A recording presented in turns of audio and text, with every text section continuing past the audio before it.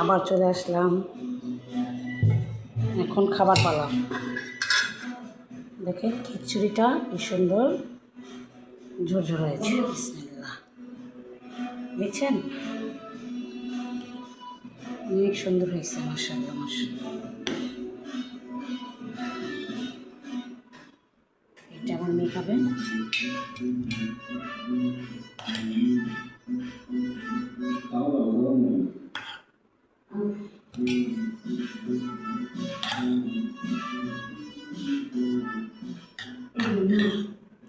আমার ছোটো বোন অবশ্যই আমার ভিডিওটা দেখবি।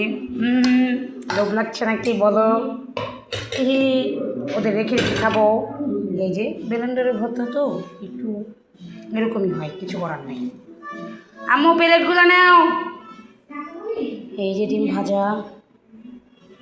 এখন আমরা নাও নাও ওটা নাও,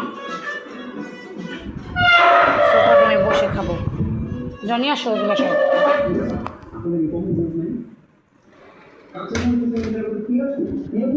এই যে নীলয়ে নাটক দেখছে। এই যে আমার ছেলের বউ, যে ডিম ভাজা, যে ছোড়া খিচুড়ি, সত্যি কথা পানির বলাই না বা দেখুন কত সুন্দর ঝরঝর হয়েছে।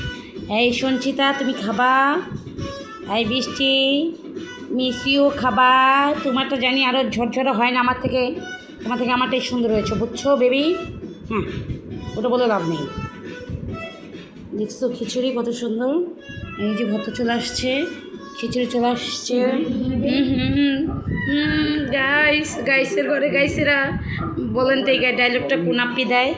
এখন থেকে আমি দেবো, এই গাইসের ঘরে গাইসেরা বলবেন কেমন মজা হয়েছে। আমার তো দেখেই লোল চলে আসছে। আপনাদের কী অবস্থা বলবেন please. Okay bye bye, good night. এখন খাবো, আল্লাহ বাঁচায় রাখলে কালকে সকালে দেখা হবে ইনশাল্লাহ। এই যে আমার ছেলের বসে আছে, ছেলে ওই রুমে শুয়ে আছে। একটু রাগ অভিমান করেছে, 4 দিন পরে আসছে না। নীলয়ের নাটক খুবই ভালো লাগে, আমার মেয়ে অনেক পছন্দ করে।